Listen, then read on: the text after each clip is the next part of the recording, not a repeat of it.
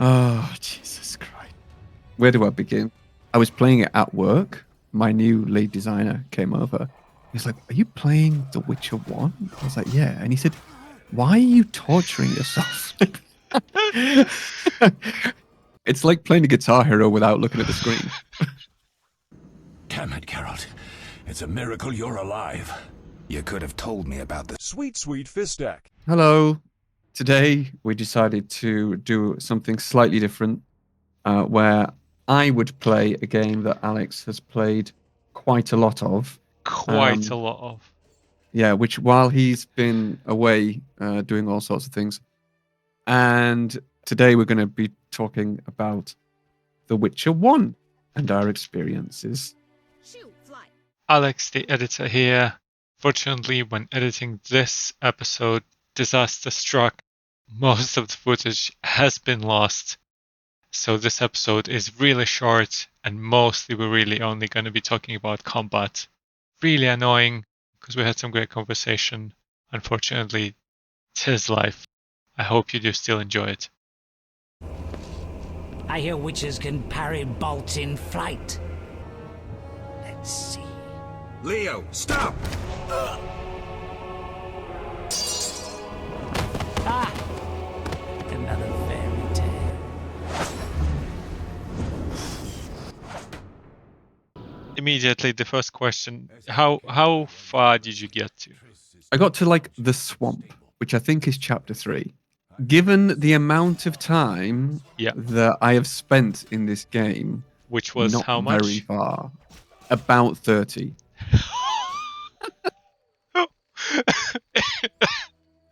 Oh, What let me did tell you do? It's been a roller coaster. I mean, to be honest, first of all, it's not a bad game, right? No. It's not a bad game. It's an okay game.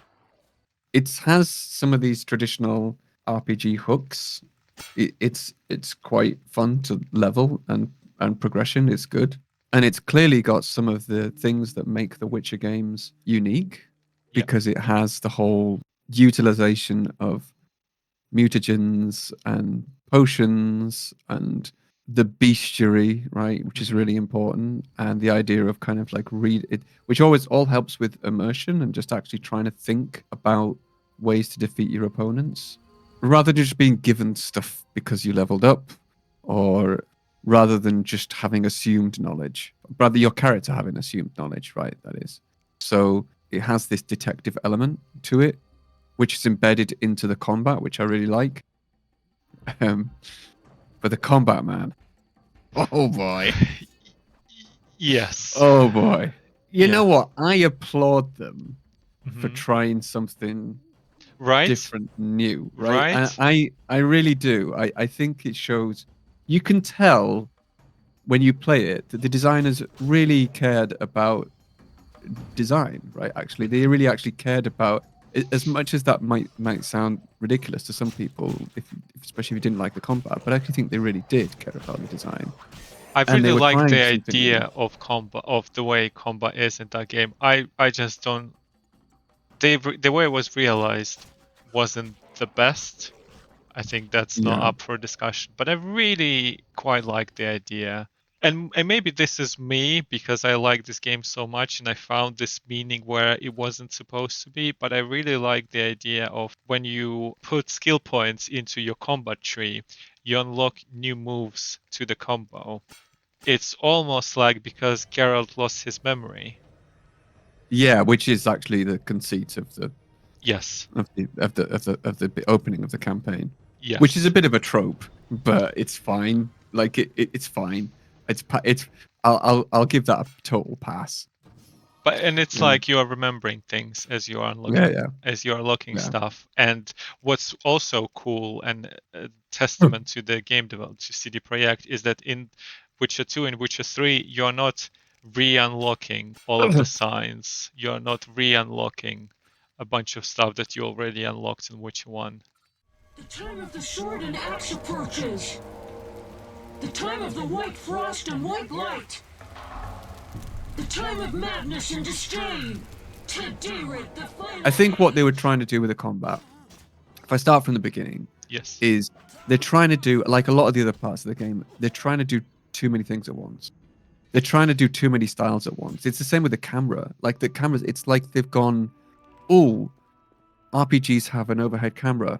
Oh, but we could also have an over-the-shoulder camera. Yeah. Right? Like, let's just put them both in. Yeah, Right? exactly. Which they did. And then it's like that with the combat. It's like, oh, we want it real time, but we don't want it to be a hack and slash. We want it to have a bit of strategy to it. It's like, oh, maybe we could make it some kind of like real time and turn-based Yeah. combat at the same time. And it's like, that's cool, but it doesn't really work. Like, No. it just ends up frustrating people a lot. The problem with the combat for me is that it's not communicated properly exactly what you're doing and why, and it's not fed back to the player as effectively. It's obviously there is feedback in it. I mean, it tells you when to do the next combo, basically with the little golden swish on the sword. But it doesn't really tell you, like, it doesn't really communicate properly, whether visually or in any like clear manner, when you can parry or when you are parrying, or even when you're being really effective at an attack as well. Like, I know that, you can use the heavy or the light attack for certain enemies, and maybe that's part of the game design. We have to figure out from the type of enemy which one you should use rather than just being told. But there wasn't like an immediate feedback and response that I kind of expected, especially because they were trying this approach of like a real-time slash Yes. turn-based hybrid mode where you would click the attack button once, and you'd have to click it once, because if you clicked it again before the attack happened, he would reset the attack, but you'd be really frustrated because you're like, why aren't you attacking? And then you would click it again, and you'd be like, oh no, and it reset the attack. So the timing was really weird. The whole of combat is not very responsive. Every button press, you're committing to quite a long animation.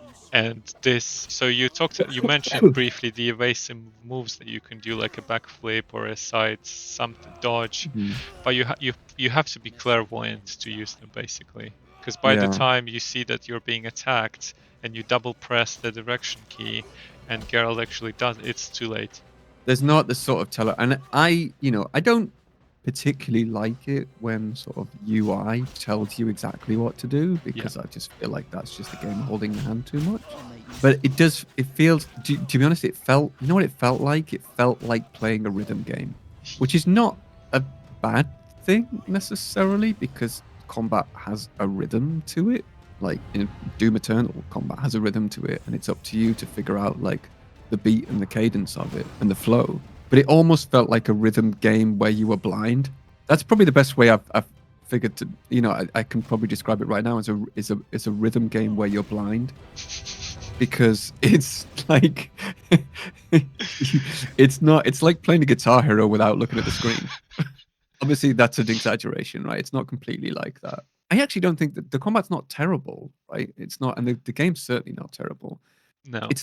The game's let down by the combat. Yes. But it's not a bad game. It's a frustration that comes from it, I think. Stop. What are you? A witcher. We're militia. We keep the peace. I'll be going. We need to see you're not ill. I'm immune. Don't know what that means. We got to check. What's that? Well, you look foul, but healthy. Move along. Godspeed. And another one of the other criticisms that's leveled at The Witcher 1, and I found this especially in Chapter 1, is that there is a lot of backtracking.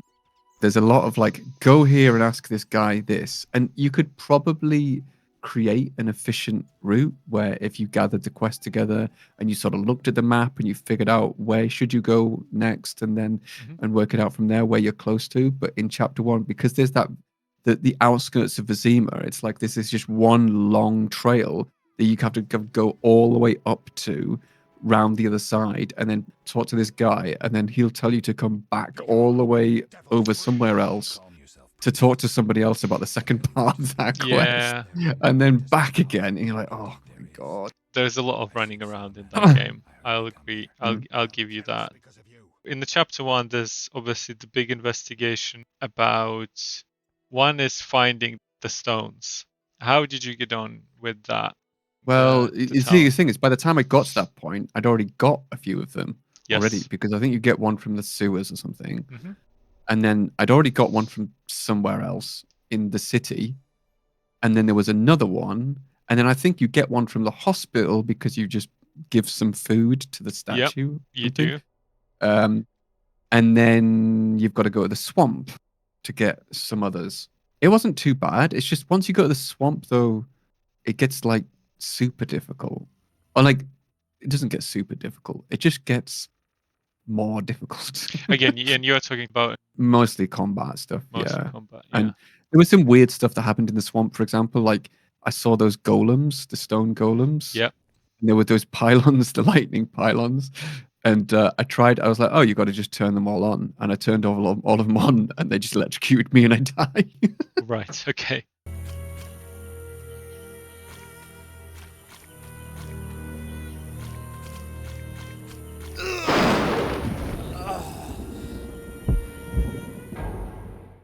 But let me ask you this: how much?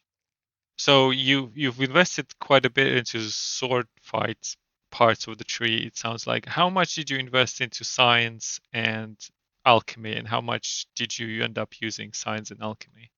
I tried to go for something like slightly different. So I put everything, like a lot into intelligence, Okay. and then a bunch into like the art sign, hmm and then everything else was like group steal. But then because you don't get the silver sword until No. later. So, and then I was like, oh, I got the silver sword now, so now I should probably put it into silver sword. Have you used And then I igni put much? a bit. I mostly used Ard because it was Okay. like Ard was like really good with the drowners, and you hmm could just knock them down and then insta kill them. But then again, like I said, the problem is if you've got a bunch of drowners around you, you knock one down, you're in the middle of killing it, and the rest just kill you. Did you use any potions at all? Yeah, I use potions all the time. Yeah. I had to. So yeah, so this was another. So this was the thing about like this, the signs and the way the combat works. Right, is that like there were moments in The Witcher One where I was just like really fucking frustrated with the combat, right? Yeah. And then suddenly it would work. You know, I would do something and it'd be like, oh, and they're dead instantly, right? Yeah. You know, so a good example of this is the Cockatrice in hmm the sewers, where you're like, oh god, like what the hell? Like, honestly, it's a really awkward moment because you have to have the fist fight with the Yes. guy in the Yeah. prison first, right? And if you beat him, but you have you're left with very little health. There's no way of recovering that health apart from because you don't pick up anything. Like No. you don't. I think you pick up maybe pick up some food. So then you're left. You could be left with like 10 health, and Yeah. it's like you've got to defeat the entire sewer plus the cockatrice with the health you have remaining. Like this is bullshit. What the hell? But on the flip side, and I was like, what is this? This is insane. On the flip side, I used Ard against the cockatrice. hmm It knocked him out, and then he insta killed it. Yeah. It's like, what? Yeah. And I get it. Like I get the mechanics of using the bestiary to figure out what the particular enemy's weaknesses are hmm and using it against them. But I feel like there are moments that have really frustrated players because they're not given a chance almost in a way to come back, especially in that situation where you can't prepare at all for it, No, you right? can't. If you haven't saved before the fist fight, for example, it was actually sometimes easier to lose the fist fight. And when you lose the fist fight, you get like more health potentially than winning the fist fight, but you still go in the sewers and fight the cockatrice. And then you Yeah. find the guy's body that you had the fist fight with, and he's got like a sword or something. You weren't a fan of fist fighting, were you? Maybe it's because I started trying the fist fights quite early in the game, so I wasn't fully aware of how the system worked First of all, again, this comes back to like communicating to the player exactly what's happening in combat, or just letting them know that they're sort of in control, or at least when they fail, they know why they failed the combat. And one of these was like, I don't know when I'm parrying or blocking at all. I didn't know whether it was a one click, like the attack. I didn't know whether it was a hold down. Whether if it was a hold down, do I have to, if I time it right, is it more effective? Is it a No, random chance? Like, is it a No. dice roll where when you're holding it down and they just hit you? no. Because sometimes it just seemed to be random. Like, it would just like, sometimes Geralt would like, yeah, he would dodge properly. And then I'd be like, oh, okay, that's cool. And then sometimes he would just get hit. It was like, what? But your health doesn't go down, Oh, okay. Right. Maybe I didn't notice that then. and Maybe that was it. blocking consumes your stamina, so you can't do that forever. Because there would be sometimes like a little blood or something like that would come off, and I'd be like, "Oh, I got hit," right? You know? Yeah, And okay. I was like, "Oh man!" It was like it was the fist fight in the bar in episode Yes. 1, and you can get some money out of this, and he was like the first guy, and I failed on the first guy. Yeah. I was like, "How? How am I failing on the first guy? This is crazy." What do you do? I'm the king of the underworld, Wolf. Whores, thieves, murderers, they all answer to me. Come and see me when you need work. In Vizima, I killed ram's meat, which is I don't think the normal way people do it. Raymond, yeah, the detective guy. Yeah. He was like, "Oh, now you have to kill ram's meat." Like, okay, I'll go and kill ram's meat, and I go and kill him. I was like, "Oh, that was kind of easy." And then 15 guards come out of the room, and I'm locked in the house trying to kill them all. I'm like, "What? This is insane!" And I had to reload. I had to buy strong alcohol from the bar. Yeah. Go to a fireplace because I realized like halfway through, like, oh, I need the strong alcohol as a Yes. base for the Yes. It's like I've got loads of potion ingredients. Why am I not able to make potions? It's like, okay, I need the base for it. Fine. Okay, cool. By the way, that's cool. That stuff is cool. And then I just made as many combat specific potions Yeah, that I okay. could. And the swallow one is probably the most effective one. And I used is it the Tawny Owl or the Thunderbolt one? It's the one that makes everything really slow. Thunderbolt. Oh, it's so weird because as soon as you take it, everything's slow. Yeah. Like even talking to a character, right? Like you're in the middle of slow motion. You're like, oh God. And so I got to talk to the guy, and that's slow. And then it's also wearing out the whole time. I'm like, come on, get on with the conversation. Right. I've got to do this before the potion wears Yeah, out. yeah.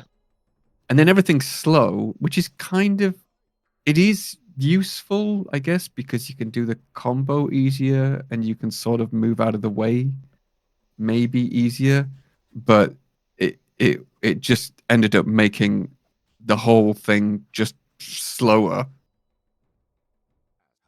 So with this investigation with Raymond, you ended up killing the wrong person. Did you at all pick up on the fact that he may not be the bad guy?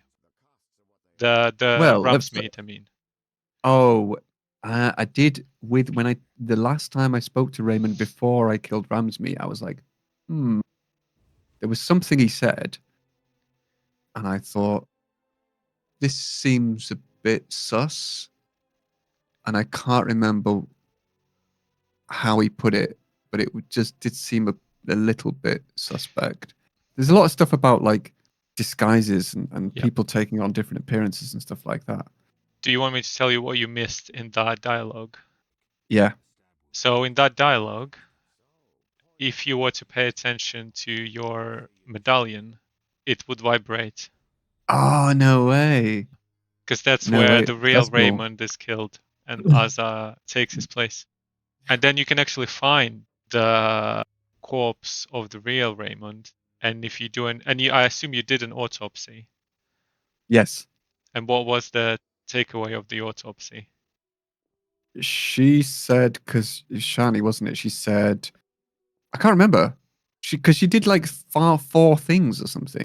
So the weird thing about the autopsy was she started it. I'm like, cool. And then I just stood there for ages. And it was like, you're going to... And then I realized I had to talk to her again. Yep. And then okay, right. And then she did it again. And then she did something else again. Whatever you say. Kalkstein, that was it. She said it was Kalkstein, right? I think. Okay, so you didn't. Doesn't she? Well, that's the thing about this entire quest is that you have a Right. list of suspects and you can potentially pin it down on anyone.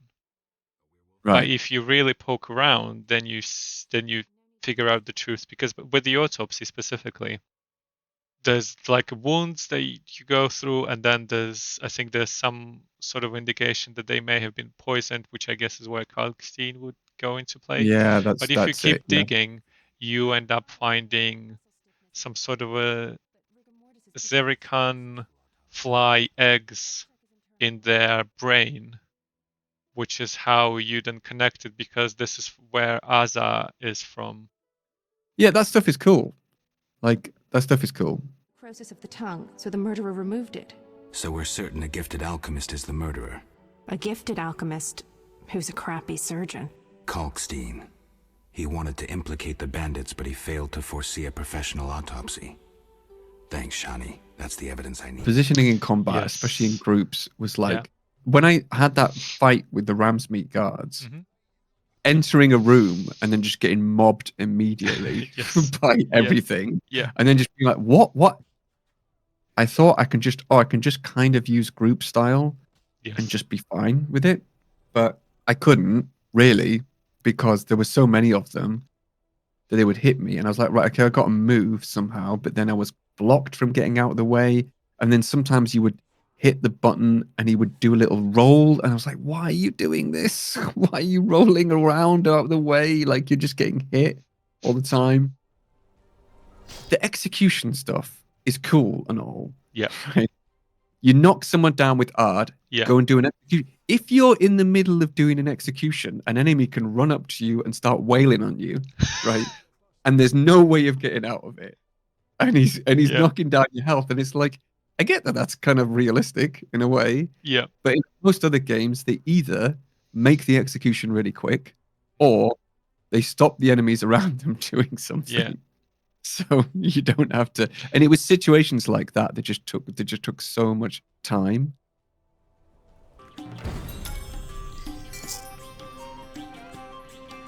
What about poker? Did you play a lot of poker? I played not you when you say poker, because I played the dice game. Yeah, I meant the dice poker. Yeah. I did play that. The first couple of times I just failed, and I was like, all right, Yeah. whatever. Because obviously it's RNG anyway. Right? Yeah. Because also I didn't understand that it was actually more like, yeah, it is more like poker, right? Which I don't play, so I don't know anything about it, poker. But I do understand the kind of concept of like a 2-pair, Yeah. 3 of a kind, and all of that kind of stuff. It's basically just translated from that into dice. Yes. And then I was like, oh, because I just thought you needed to get a high number on the dice or something. And it's like, no. You need to get these, like, if you have like 3 ones or something, it's great, Yeah. right? So then the second time, I actually played it with the head hooker at the brothel. She was like, hey, like, here's some free hookers for you. Like, oh, okay, cool. After doing that question, it's like, oh, do you want to play a game of dice? Like, all right. It's kind of weird. And I won that one twice, I think, in a row. Once I kind of figured it out. Every time I played this game, I scum saved out of the dice game because I need the money, right? And it's a good way to make some. That's another thing I didn't do, is get a sword forged. I think I actually got enough resources because you need 3 of those metal ores or something you need. And I actually got that many. And I actually got 2 of the same type as well, which means I think you can get a better one. But I never actually went to the blacksmith to get it done. Which is probably for the better. So the thing about smithing a sword is that, unfortunately, it's pretty useless. Because in Chapter 2, in the north of the swamps, there's like a wyvern island. You can find a pretty decent sword. Oh, wow. Oh, I saw those wyverns, yeah. Yeah. I saw them. And I was like, ooh, they look dangerous. I'm not going to I'm like, because I wanted to, because I was trying to concentrate on the main quest, and I was like, Yeah. I just need to concentrate on the main quest. So I was like, I'm not going to bother with that for now. In chapter 4, you can find an even better steel sword. Oh, no, you can buy an even better steel sword. And then in chapter 5, I think you get one as a quest, and then with silver swords, yeah, in chapter 4, you get one as a quest reward, and then in 5 again. So unfortunately, it kind of renders with the amount of money you're spending on books, because you spend a shit ton of money on books. Especially if you want to buy a better jacket, you're probably not going to be able to afford it. Blind love spelled the mage's demise. He called upon forces he could not control. What about the guard? The mage's lover could tell fortunes, and the mage created a deck of extraordinary tarot cards. He illustrated a future event on each card. I think what's interesting about the Witcher's RPG systems, or at least the way it handles power and progression, is that it feels similar to the D&D style games in that your power does not really come a lot from your equipment. It comes from your skills and abilities. You know, if you play an MMO, if you play World of Warcraft, right, so much power comes from your gear, like stacks on top of each other and like bonuses and stuff like that. And that's the whole point, even at the end game, right? Where it's like everyone who's like max leveled, you know, they may as well be level 1 compared to someone who is the same level but like has been raiding with a bunch of gear. Whereas if you play Baldur's Gate 3, you very rarely need to actually get like a new weapon or a new piece of armor. And when you do, it's because it has some skill bonus rather than being like a base output damage bonus. And that feels like the way they've done it in The Witcher, at least this Witcher game anyway. You don't really upgrade your sword a lot, right? And you can kind of get by a lot with the base sword for like a big chunk of the game, or at least it feels like that anyway. And with armor, you're not like constantly changing out armor, which is kind of cool because like sometimes it's just a pain to micromanage a bunch of equipment and gear and stuff like that. Yeah, you get a total of 3 items of clothing. And yeah, that's another thing, right? And like a few swords. If you're playing a hard difficulty, you just have to use everything, and it actually works together really well.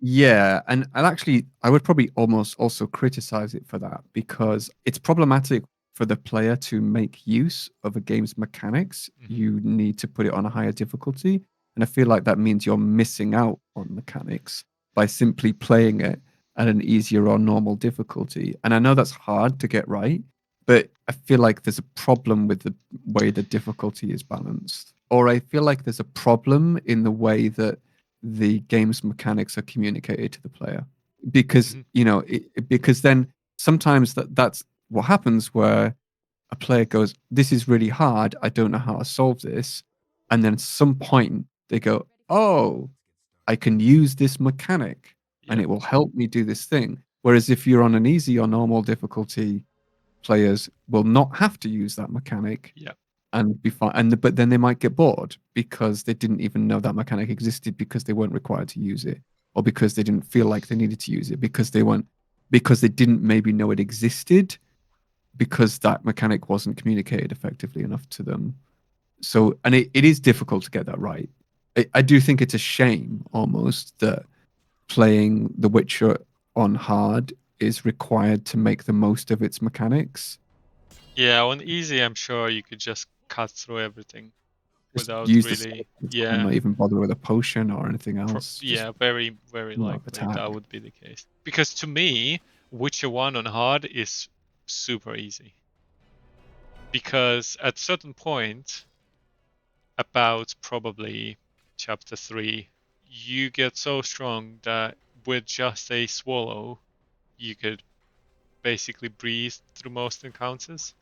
I mean, you played it like 10 times. Yes. So Don't get killed, Geralt. I don't think I could deal with that again. I'll see you soon.